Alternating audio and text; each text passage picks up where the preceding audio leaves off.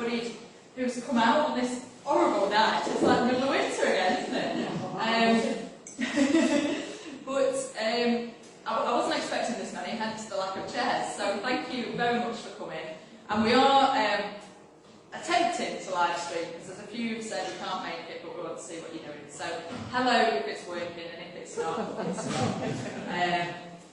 Don't just push that too, because you know what the draft's like. I'll take you all back to January when I did this. So the plan tonight is basically to show you a little flavour of what I spent 10 days doing in January.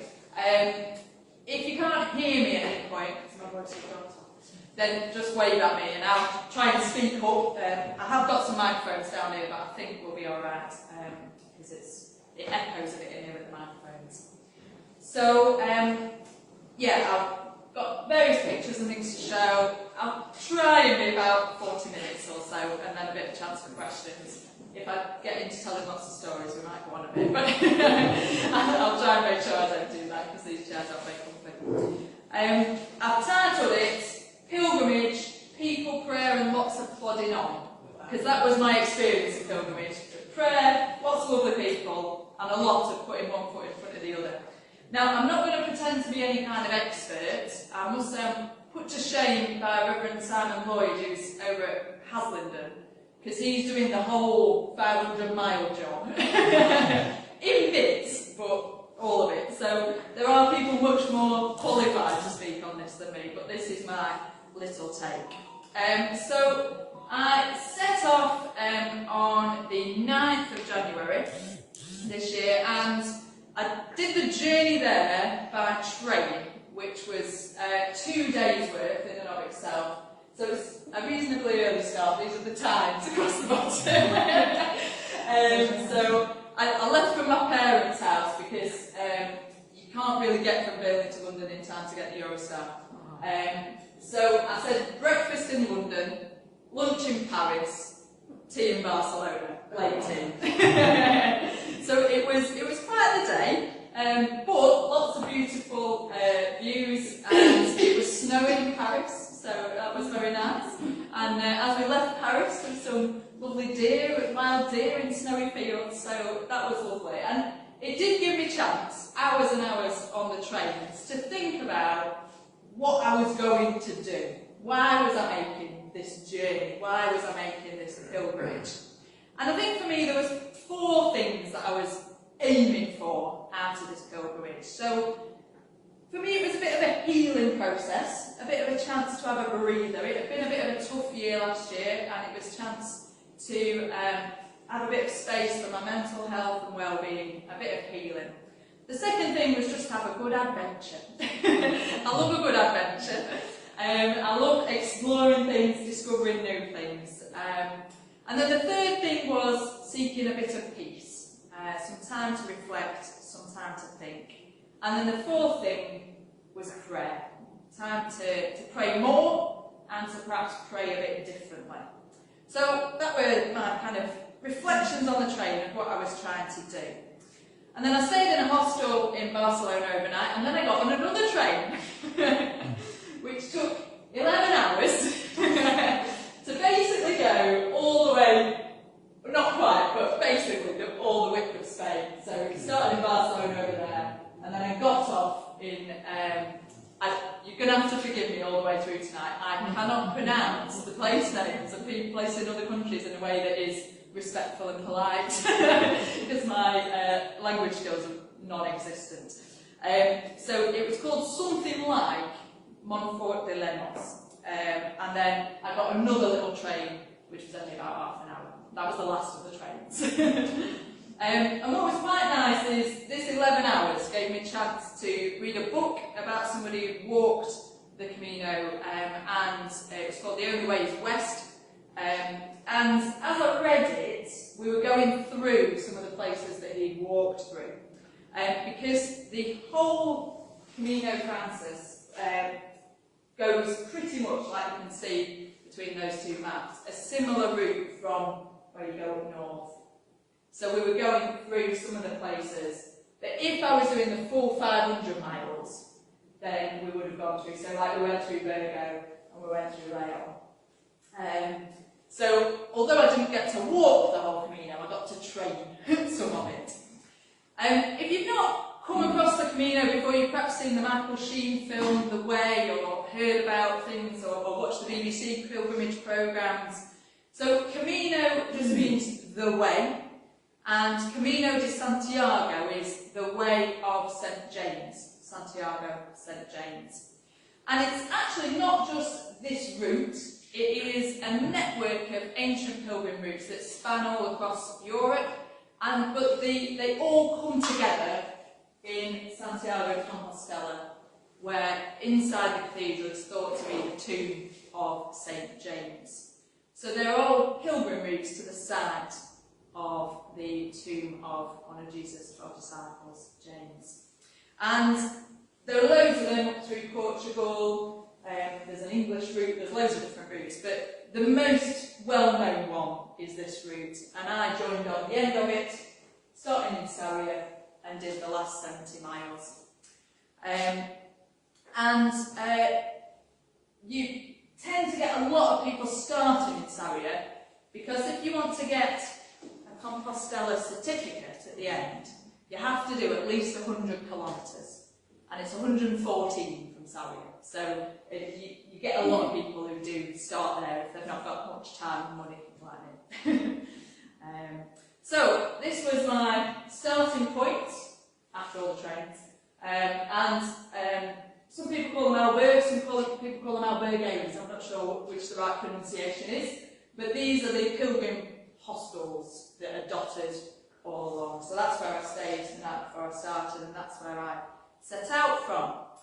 And I use a little app on my phone to do daily prayers each morning, which is called Lectio 365. And it just so happened that week that this was one of the prayers in Lectio 365, and it was so apt. So I wrote it in my journal that morning. Lord, I yield myself to your way, whether the path be through sunshine or rain, and I walked through both, gentle breeze or raging storm. Whatever the weather, may my journey be to your glory. And I just thought that was a very apt prayer to appear on my app for the journey. So when you get going, it's the easiest walk I've ever done, because you don't have to map read.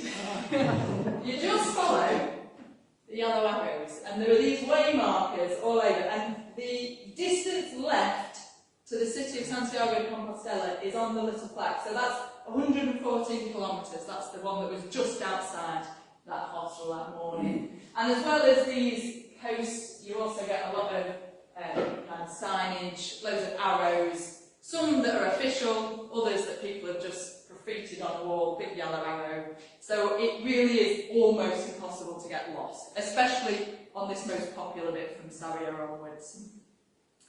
So I walked for 5 days, and this is day one. So there's a website where you can get all the different stages, and then they kind of plot it out in a reasonable distance. You can, of course, make it up on your own way and stop in different places. But the first day I walked from a town called Sarria to Porto Marin, which is just over 22 kilometres, and the bit at the bottom are the hills. So you kind of fairly gentle up, and then nice bit downhill at the end of the day for the first day, which was lovely, apart from the steps into the town, which were quite steep.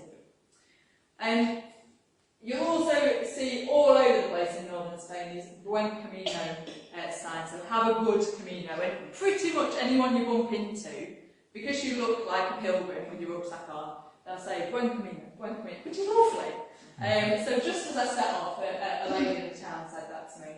And a lot of what you're walking on is fairly well maintained paths, again, especially for this last 100 kilometres. So there are 2 examples there. Some of it was a bit soggy, but I had my Lancashire walking boots on, so it was alright. This was lunch on the first day, this tiny little bar in this yellow place. So I'd walked for about the first 2 hours, just completely on my own, which was lovely.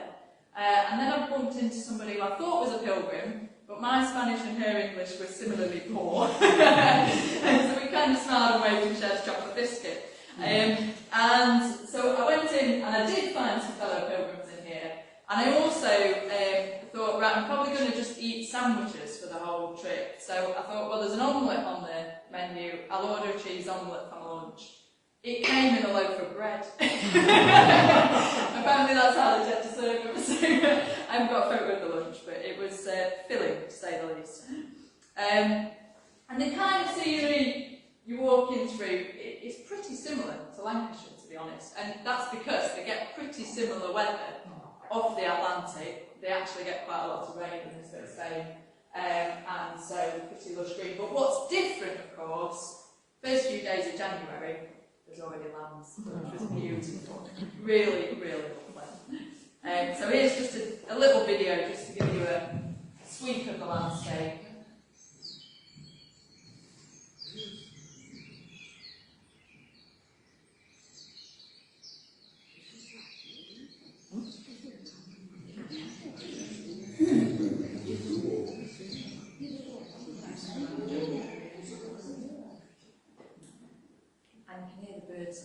It was so beautiful, absolutely beautiful.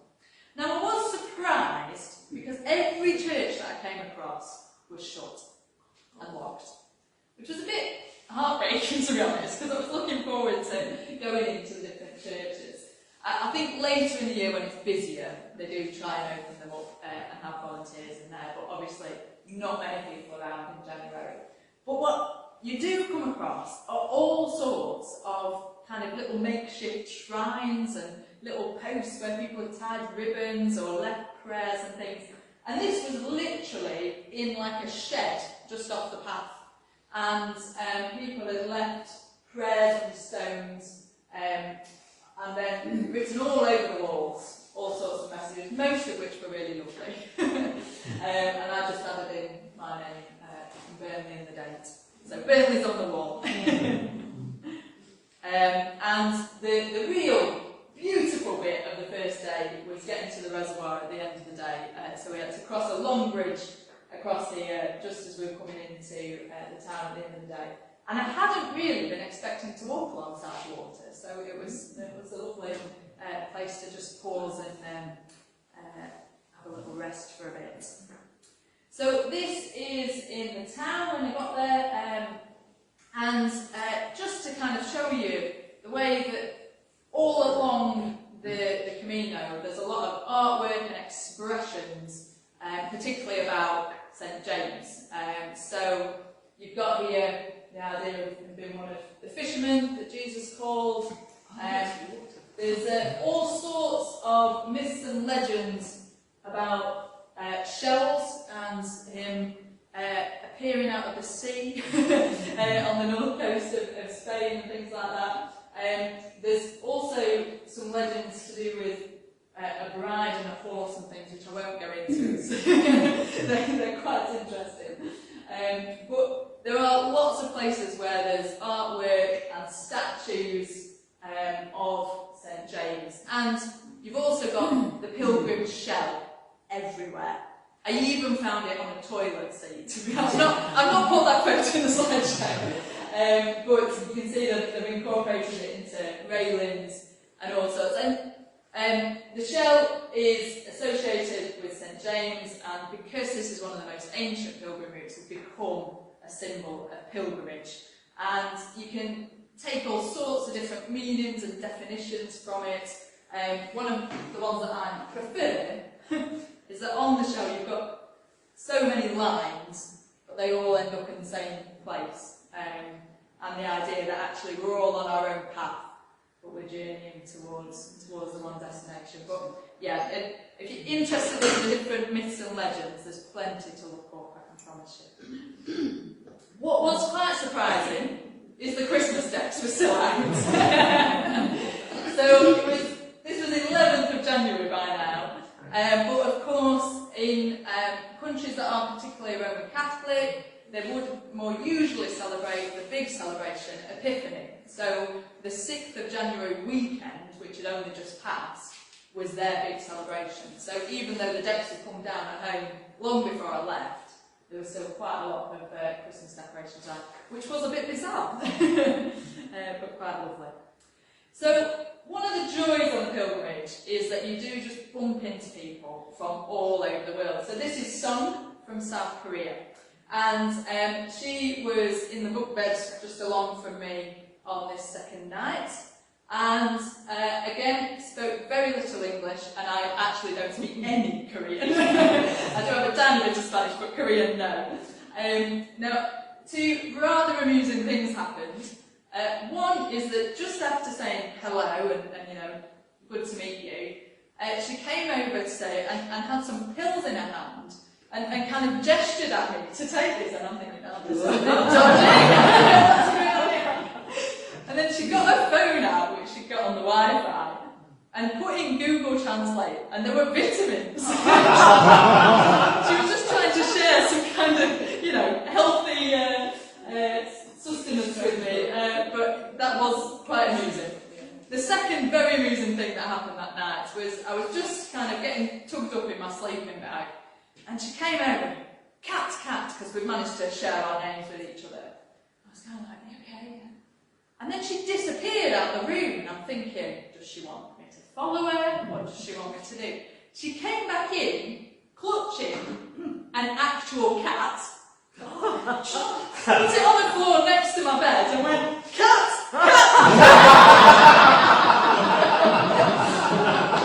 Which was quite fabulous, really. So, yeah, plenty of joy. So that had been the first day, beautifully sunny, walking from Sarria to Porto Marin, managed to do 22 kilometres and no blisters. So, I stayed that night in a hostel called Ultreya, and that's a word that means beyond or onwards or similar meanings, but it's also a bit of a motto on the Camino, meaning onwards with courage, which I quite liked. So that was the idea, getting up on the second day. So day 2 was Porto Marin to Porto Rey, bit further, almost 25 kilometres, and the morning was pretty much all uphill. So a bit heavy going. But on the second day, I decided to put my headphones in and just try and listen to a bit of Luke's Gospel, just because not very often do we read a big chunk of the Bible. We kind of tend to read a little bit and that kind of thing. And it was a chance, walking over hours, to just listen to the whole Gospel. And I was particularly struck walking by the story of Mary and Martha, fairly well known, but the idea that Martha's busy doing all the housework, Mary's sat at Jesus' feet, complains to Jesus that Mary's not helping out, Martha complains.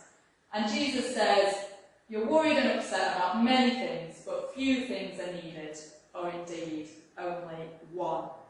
And I think the great joy about walking was absolutely everything for my 10 days was in this bag. And that bag was on my back. And that was it. And all I had to do every day was get up, walk, find some food, and go to bed. I didn't have to worry about anything. I had my phone off, apart from taking a few photos. And it did give me a chance to think what is needed. And it's kind of a helpful metaphor, I think. You know, we kind of have so many things on our minds during everyday life. And we get so distracted, and I think trying to carry too much in our minds is overwhelming. It's like trying to move forward, carrying too much in your backpack or having an oversized backpack. And just actually having that space to think, well, not much is needed today, and actually I can focus on the most needed thing in life, which is time with God, time at Jesus' feet. So that was the kind of aim. It was freezing, literally, that morning. The Spanish for freezing is frío, which I discovered because everyone I met went, frío, frío. It was alright with some decent clothing on. So I walked first 6 kilometres on my own again, but it was stunning. The sun came up and burnt off the mist, and yeah, it was pretty beautiful that morning. And I know some of you know that I'm not particularly blessed with a beautiful voice, but there was nobody there, so I sang out, how great thou art. No, nobody could hear, so it was alright.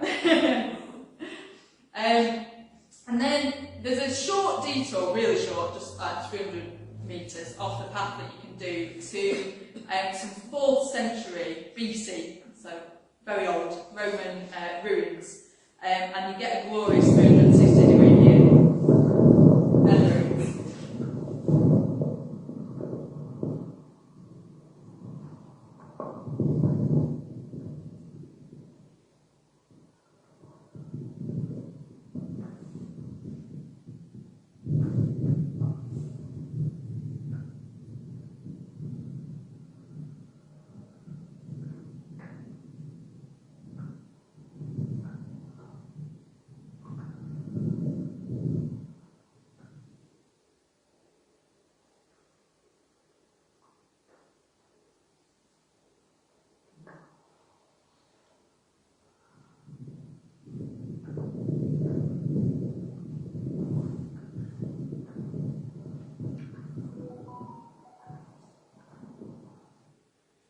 So it's pretty nice.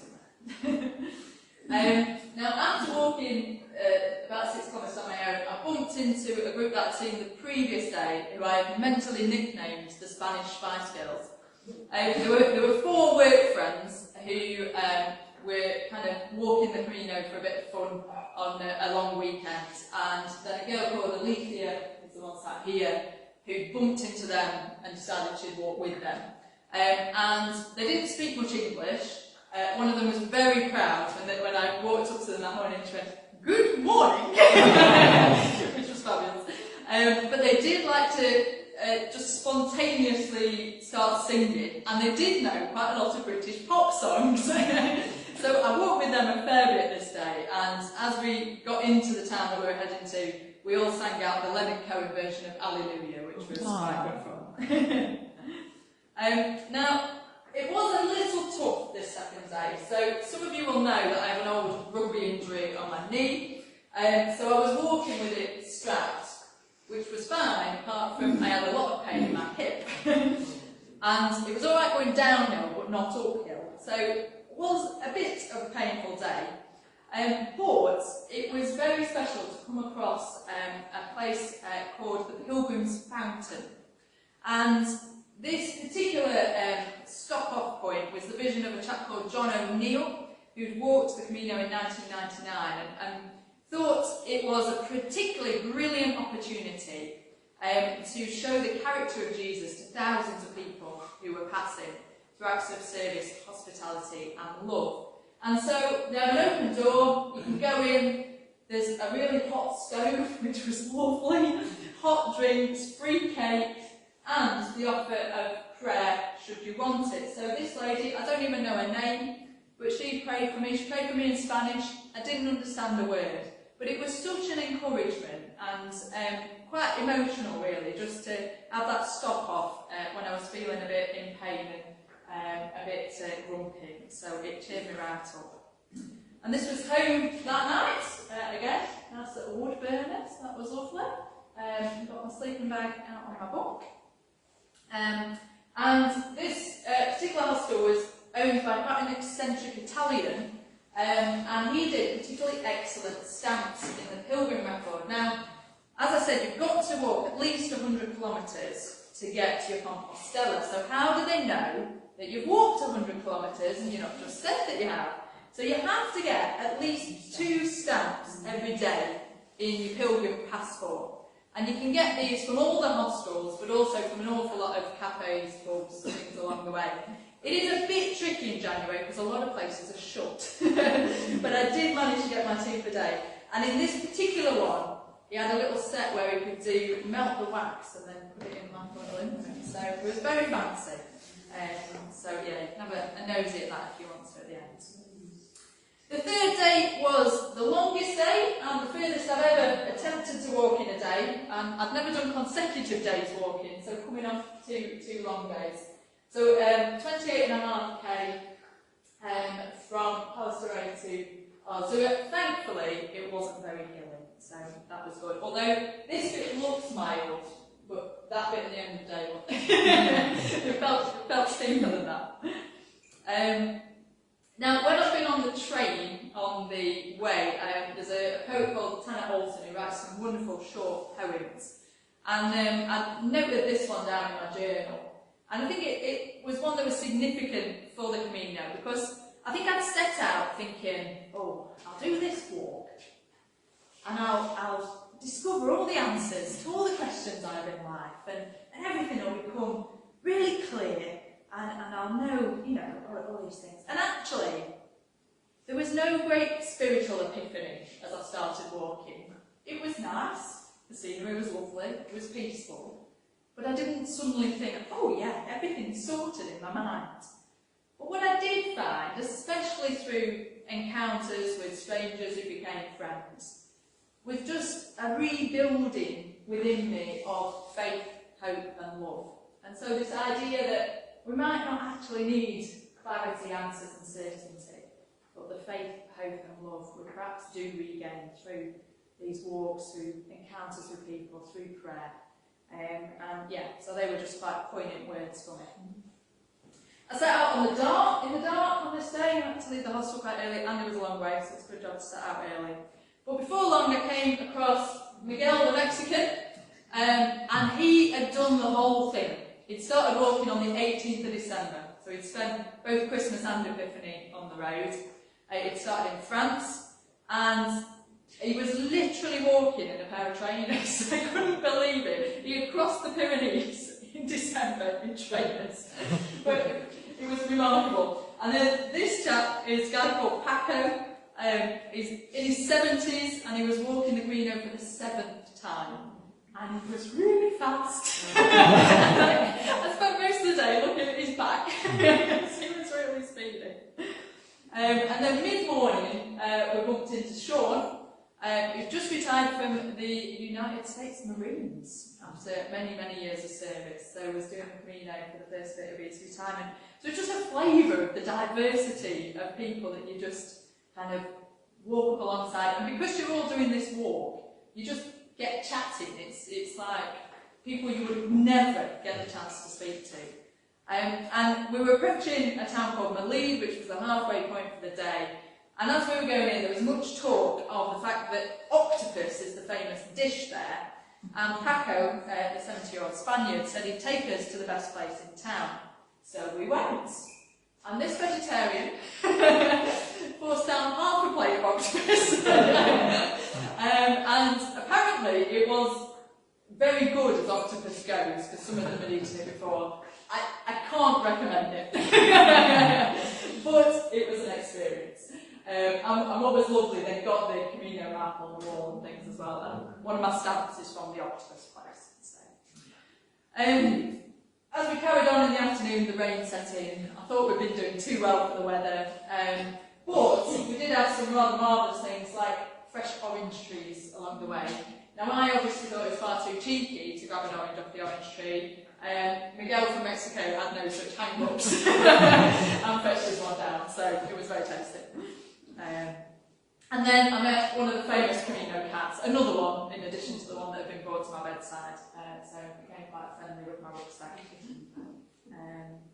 And then we managed to get up the hill into Arzua, and there's quite a lot of murals along the way, most of which were painted in the last celebration year. When St James's Day falls on a Sunday, they have a particularly huge year on the Camino, and even more people than usual will walk, and so these murals were painted last time that happened. And that evening, I managed, in a rather eclectic route, to gate crash a baby shower, which I didn't expect to do on pilgrimage. But I'd gone back to my hostel, and I was the only one staying in that hostel. Somehow I booked into a hostel, and all the other pilgrims were at the hostel up the road. But then I got a message saying I found somewhere with pasta, because I've been really wanting to do pasta all day. Miguel said, come up the road with some pasta. And the Spanish Spice Girls turned up not long after. And then this group came in and said, oh, will you help us do a surprise for our friend? This was all in Spanish, but Miguel was translating. And so we all hid and then jumped out for a baby shower for somewhere. I don't know who they are. But that was quite fun. Day 4, I actually went a little bit further than this on day 4, so that my final day was a bit shorter, but that's the official route for this particular day. And again,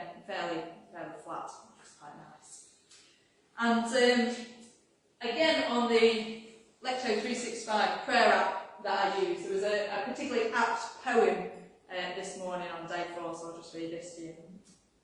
So it's called The Peace of Wild Things by Wendell Berry.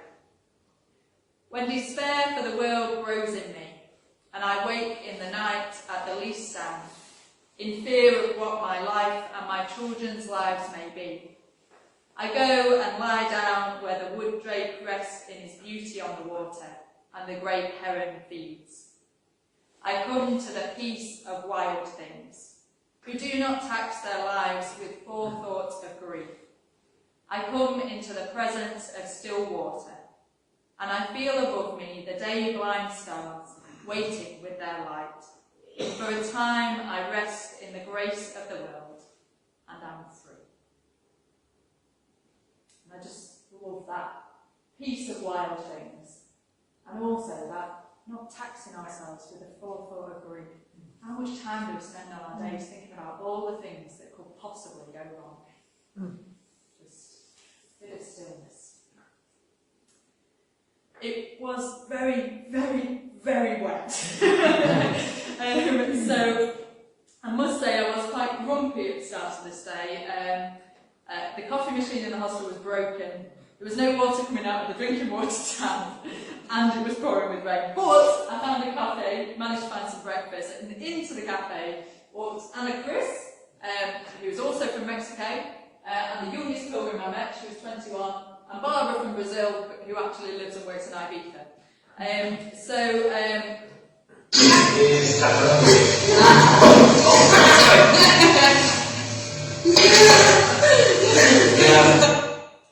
I'll just show you that, because walking with these two was like doing the Instagram version of the Camino. So that's a little video that Anna Chris did before we set off. I had no idea she was videoing me. She sent it me afterwards. So it was lovely, because they spotted all sorts of things I wouldn't have noticed. But it was also quite slow progress. It was like, oh, just take a video over here, take a photo over here. So I did walk, I enjoyed walking with them for a bit, and then Barbara went on ahead, and Anna Chris dropped behind. And we walked a lot through dense eucalyptus woodland, which smelt marvellous. I was informed by a local that it's actually a foreign species introduced, and it's a huge problem how much eucalyptus there is. But it does smell lovely. And there's also quite a lot of locals love to do kind of Camino-based displays in their garden. So I quite liked this one. They've just gathered loads of shoes with the idea of walking and pop loads of plants along the side of the path. And it was still beautiful, despite the rain. Met some cows and some beautiful plants throughout. But I was walking a bit slow, so I had to put a speedy 5k in to get to lunch, and then keep going a bit. And then got to the town where a lot of people were stopping for the day, but went on a little bit further than that, so that the final day was shorter. So I actually started here on the last day, on and on. Now, the final day is probably the least picturesque day of the entire pilgrimage, even if you do the whole thing, because there's an airport here that you walk straight past. And then once you get past the airport, you walk basically through an industrial estate on a very, very straight road for about 4 kilometres. So it was still a special day, but it was not particularly picturesque. However, I saw a red squirrel. And I've never seen one in the wild before, so that is the best photo I could get. It's just peeking out in the middle there. But it was very cute, so I stopped and watched him for a bit. It was lovely. And as you get nearer to the city of Santiago de Compostela, the shell motif just appears everywhere. So you've got your signpost, but then underpass is embossed in the concrete of the underpass. You've got a drinking fountain with a shell on the side. If you can put a shell on it, they have put a shell on it. So that was quite fun, spotting all the shells. Like I say, not particularly picturesque, and it was quite wet. So I occupied myself by inventing new songs on this stretch. But I did pause under one of these trees to eat an apple, and heard the cathedral clock chime 12 noon, and I thought, oh, I must be getting nearer. I can hear the clock. And I was getting nearer because that's 4,940 metres to go, so 5 kilometres basically, not far at all. And then you get into the outskirts of the city. Now what's really striking, after you've been walking in woodlands and villages, it's just the noise of the city. You come down off the hill and it just like hits you, the noise of traffic and people. It was really kind of startling as I came down. It's quite a big city, so even when you think, right, I'm getting there, there's the city, there's still quite a way to go. And it's actually the most difficult bit to navigate, because there are still lots of shells, but you're on kind of the city streets and things, so you wind your way into the city. And I almost got lost right at the end, but I didn't. And this is the sign for the final kilometre, 1,000 metres to go. I didn't run the last bit, it was a bit slippy and wet on the front. But I did find myself, very unexpectedly, because probably most of you know, I'm not a very emotional person. In fact, I cry very little. But I did find myself, even about 2 kilometres out, beginning to get a bit teary. And as I got further in, there is a piper that plays by the cathedral almost all day, every day, to welcome the pilgrims. And you can hear the piper as you get closer. And as I went through the archway where the piper was playing, I did just lose it. I just started weeping. And I'll just get a bit.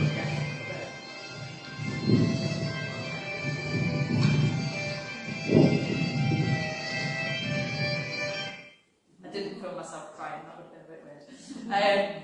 But yeah, you get into the square at the side of the cathedral. You've got the cathedral on one side of the square, a big, what is now a hotel, the oldest pilgrim hotel, and then buildings belonging to the Catholic diocese kind of around this huge square.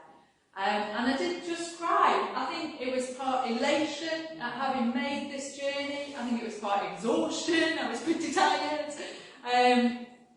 But it was wonderful. And I found a little huddle of people wearing backpacks, and I saw this lady who I'd seen a couple of times and waved to, but we'd not had a conversation, and she just gave me a massive hug. And buen camino, buen camino. And we took the obligatory photos. And then you go and get your compostella, so you go and get your certificate printed. After your pass has been verified next to the 0 kilometres sign.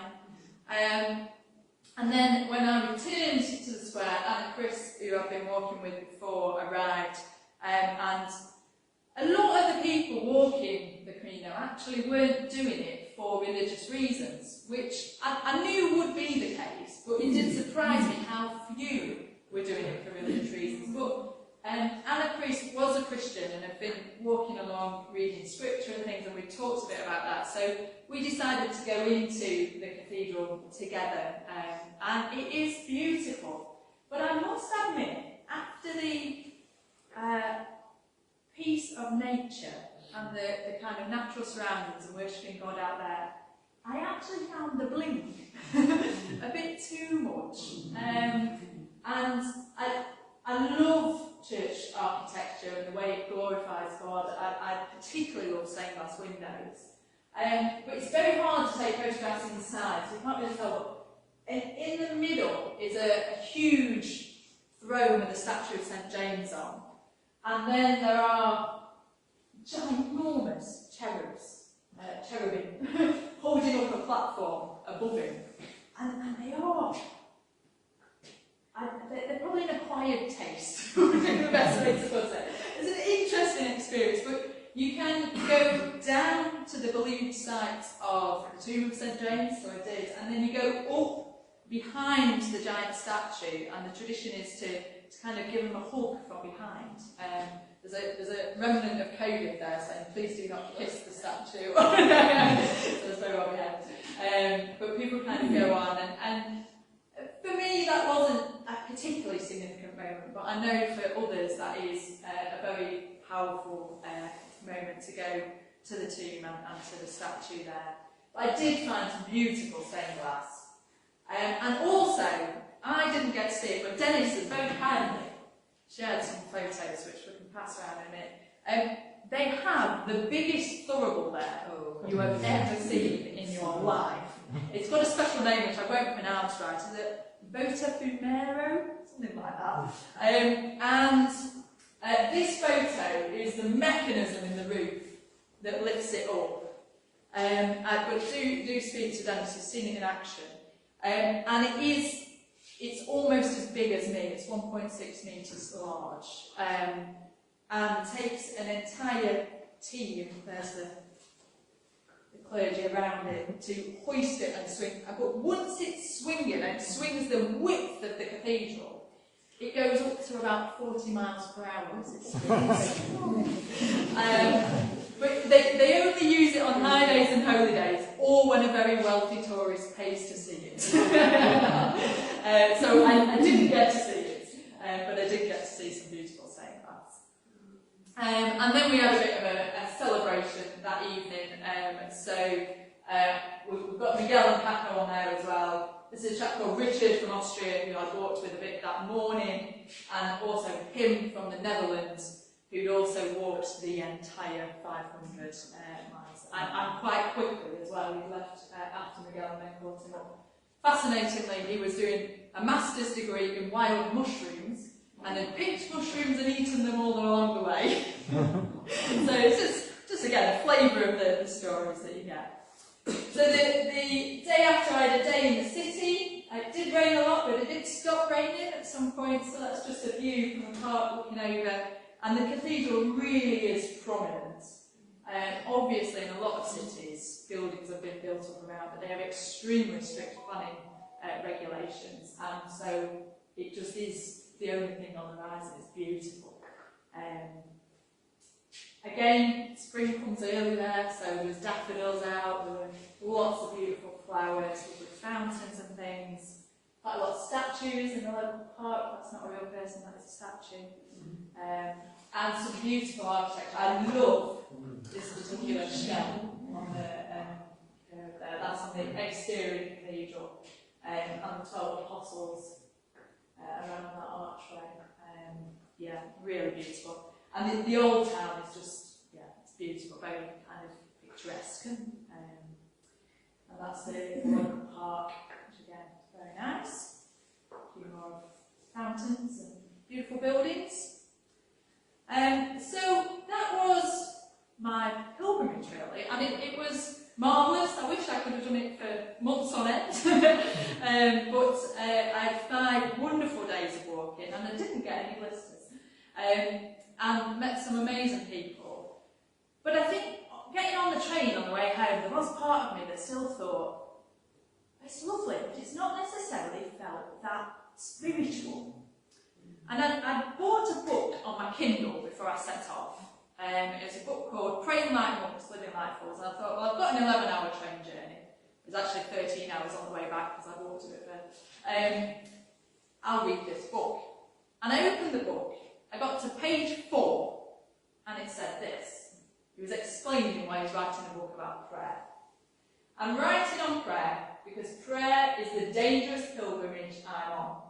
And like a walk on the Camino de Santiago, it's as arduous as advertised, and even more worth it than anticipated. I had no idea when I bought this book that this guy even knew what the Camino was. Turn to page 4, oh right. And I think it was just God's way of getting my attention a little bit. And actually really made me think, this walk has been amazing, but it is just a glimpse of the wider journey of our lives. And there's been really tough days where it's been painful and I had to just keep plodding on and putting one foot in front of the other. And actually I think sometimes I expect these spiritual revelations to come, but actually prayer is just hard work sometimes. And we need to work at it because it is worth it. And the kind of joy and elation that I felt on getting to the Cathedral Square is again something I have experienced in finding answers to prayer and in noticing the presence of God. So I found that really quite moving sat on the train reading my book. And the scenery on the train was not bad. So that's the Pyrenees in the distance. This is coming from Spain back into France. This is on the second day of trains back. And then some rather beautiful water, which you get wild flamingos in. These are flamingos. I didn't even really know where you got flamingos in the wild, just live in zoos. Mother Enid's sister and brother-in-law live quite near there, so I waved at them on the train. So yeah, really quite beautiful. And as I continued reading this book that I picked up, another bit really jumped out at me. And it was this quote. It says, "The modern church's best kept secret is this: we believe in productivity, not prayer. The church's underground atheism is in our time is that we will busy ourselves with almost anything except prayer." And I thought, it's a bit tough.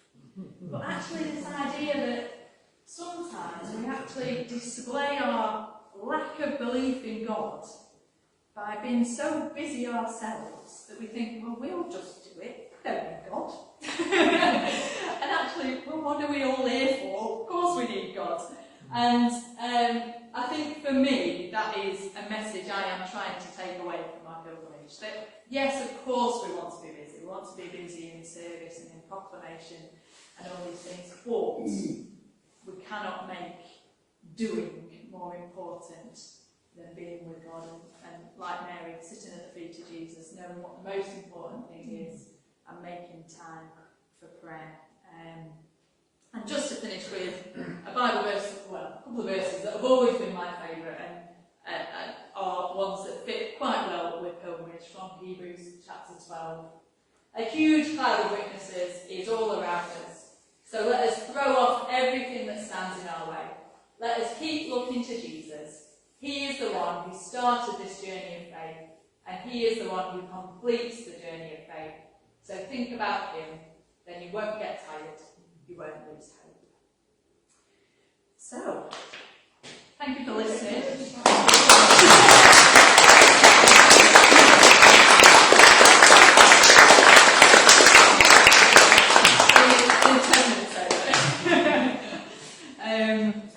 You can leave it on for a minute. Does anyone have any questions? Anything? Yeah, go on. You can always rely. What made you want to do it on your own?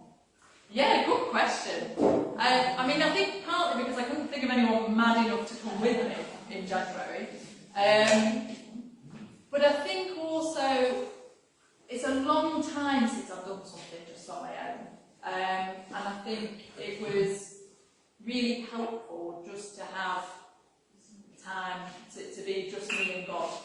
And it was quite a confidence boost for me as well, because actually, for some people it's a small thing, for others it's a huge thing, but getting on a train and just disappearing to North Spain, I've never been to Spain, was quite a big thing. And places I've travelled before have often been places where a lot of people speak English and things, but they don't in quite a lot of the rural Spanish towns. So I've been on Duolingo before I went trying to learn things, but there was a bit of nervousness there. But I think some of it was proving to myself I could.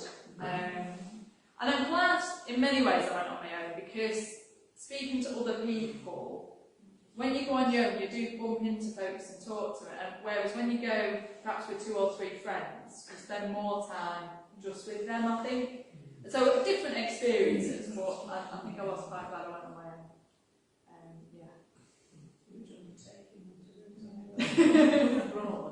Yeah. I mean, you can.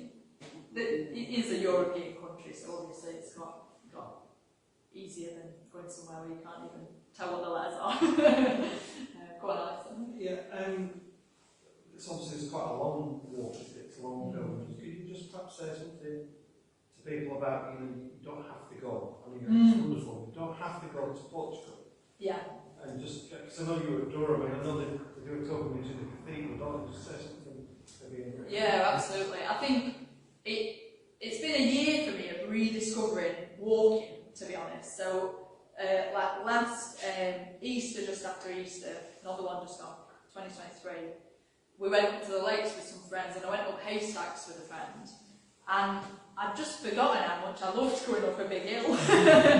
And then I got in touch with a vicar up in Lancaster called Carol, and every 2 months or sooner we try and we just go and do a long day's walking, and I've rediscovered my love of walking, and it's something that it's not necessarily spiritual, but if you look throughout all Christian history, people have walked and found it helpful.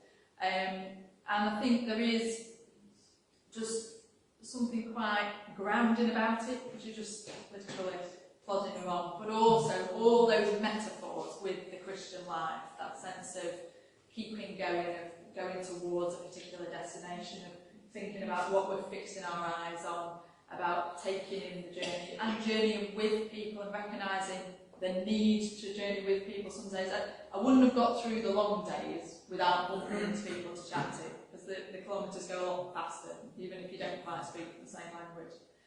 And so I think I'm trying, even on my dog walks and things now, to just use that as a bit more of a space. So even if it's a half an hour walk or an hour walk, it can be a little mini pilgrimage, as it were. And it was interesting chatting to people on the road. They said you will find the Camino all over the place when you get home, and it's interesting, that kind of concept. Every time you see a yellow arrow, it kind of makes you think of it, or you see a shell, it makes you think of it, and that idea that we're all continuing the journey wherever we are.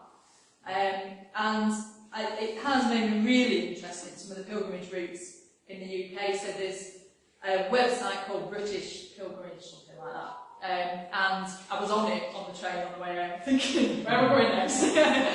And there's a lovely route from Whalley Abbey to Blackburn Cathedral, which I walked the other week. And we are going to be doing a pilgrimage walk as a church in July. So we're going to be starting from St Matthew's and walking to Mirfield. There'll be different stages of that, so we'll do it over 3 days. And some of that is from Todmorden onwards, is on what's called the Paulinus Way, which is a pilgrimage route from Todmorden to York Minster. If you go on this website, that route's on there, loads of different routes in Lancashire. And I don't know if anyone can caught the BBC pilgrimage in North Wales. I know Father Alex went to some of those places recently. So yeah, it's obviously not a spiritual practice that's for absolutely everybody. Some people prefer to do it cycling. You can do the Camino on bike, you can do it on horseback if you really want to. But perhaps something to think about is where do you journey, how do you journey, and I do consider that train journey as part of my pilgrimage. It helps have that space to decompress and to think. So even if you're not at a time where you think I can walk a long way, maybe you could go on a pilgrimage on a different form of transport. Yeah, something to think about. Did your knee survive right through, or did it get sort of worse? Oh, yeah. Thank you for your concern, Brian. No, I actually, so the knee had been alright strapped up, but was causing all sorts of problems with the hip, and I just decided on the 3rd day to take the knee strap off, because I thought it's holding my leg too still, and it's causing the rest of it, and it was fine after that, and I just thought, why did I ever walk with this on? But yes, thank you, it was a lot less painful from day 3 onwards, which was good. You're looking at it of the district, right? Did you go call your overnight stops before you went? So, yeah. If so, would you then, if you felt really tired, could you have altered that on route and put the minimum back by a day? Yeah, really good question. So, there are different ways of doing it, and a lot of people choose to use a company that will book your accommodation for you and will also transport your baggage. So you can just walk with a bum bag or a small day bag and then get your rucksack moved to the next hostel, to the next place. I was determined that I was going to carry everything, because that felt quite significant for me, that everything I need is on my back. And also, I didn't like the cost of the companies that book everywhere for you. So I did book in advance because I was a little bit concerned on quite a lot of the online forums and guidebooks and things. It said a lot of places shut from November to March or November to February. And I thought, well, what if I get to a town and everywhere is shut? So I did book where I was going to stay, but I just booked them. A lot of them have got online booking now. But I didn't need to have done, because when you get there are, in almost every town on that last stretch, there's a municipal hostel run by the government, and they are open all year round, and there were beds available in them. So in some ways, there was only one place really, the one where I'd booked in, and I was the only one in there, and everybody else was in the one up the road, where I thought, oh, I wish I'd not bothered booking this. But it was, for me, going a bit of a comfort blanket, knowing where I was going to be staying. Most of the people doing the full thing hadn't walked, because they were very much, right, I'm having a good day, I'll walk 30k, right, I'm having a quieter day, I'll walk 15k, or the weather's rubbish, I'll do a shorter day. And they would just walk into a town, right, we'll go in there. In the summer, it's incredibly busy. So the day that I arrived in Santiago de Compostela, where you go to get your certificate, they've got a board up saying how many pilgrims have arrived in the city that day.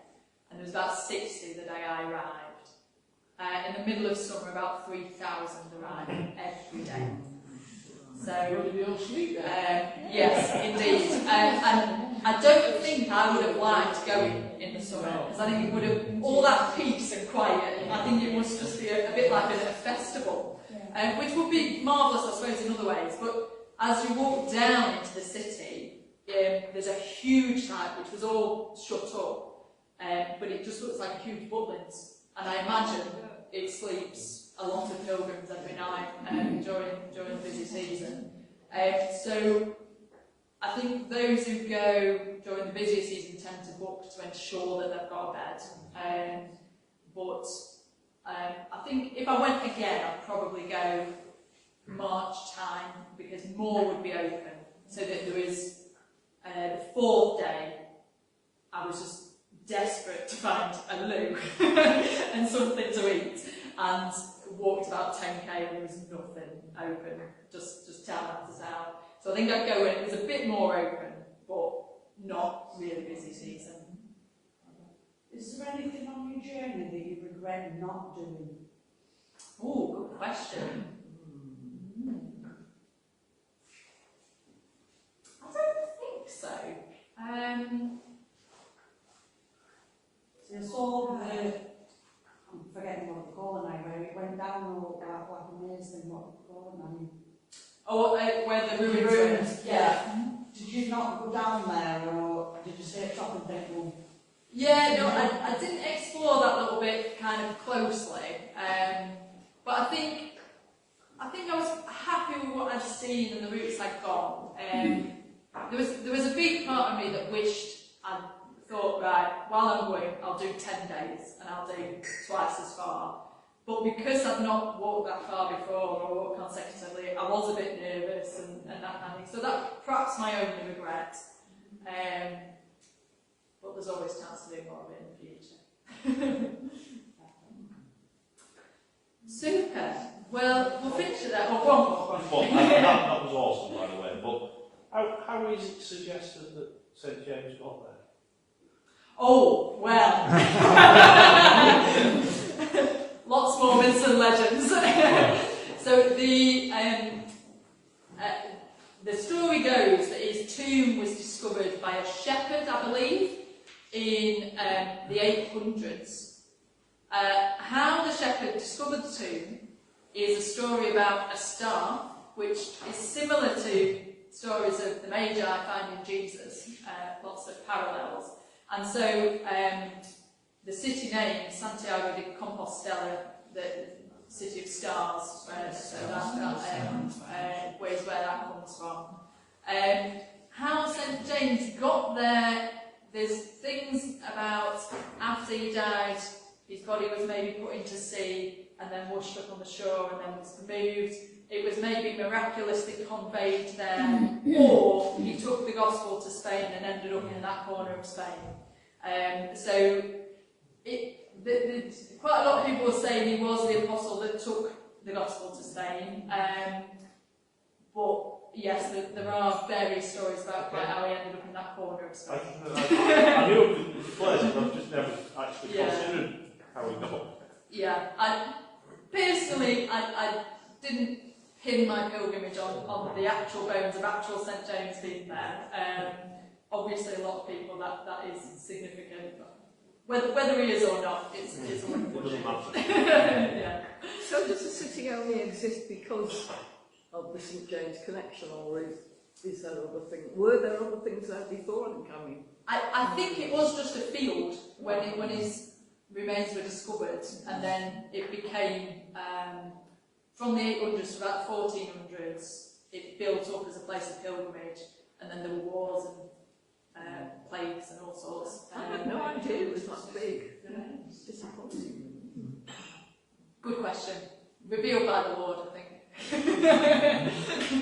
I'm hoping he didn't have a tag on the bone saying this is St James. There we go.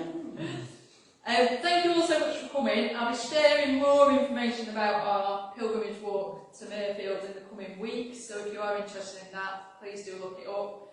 But please do think about what journeys you yourselves can make. Go on the British Pilgrimage website, ask me more questions, and if you want to come and look at my shell on the Pilgrim Passport, please do. Thank you very much.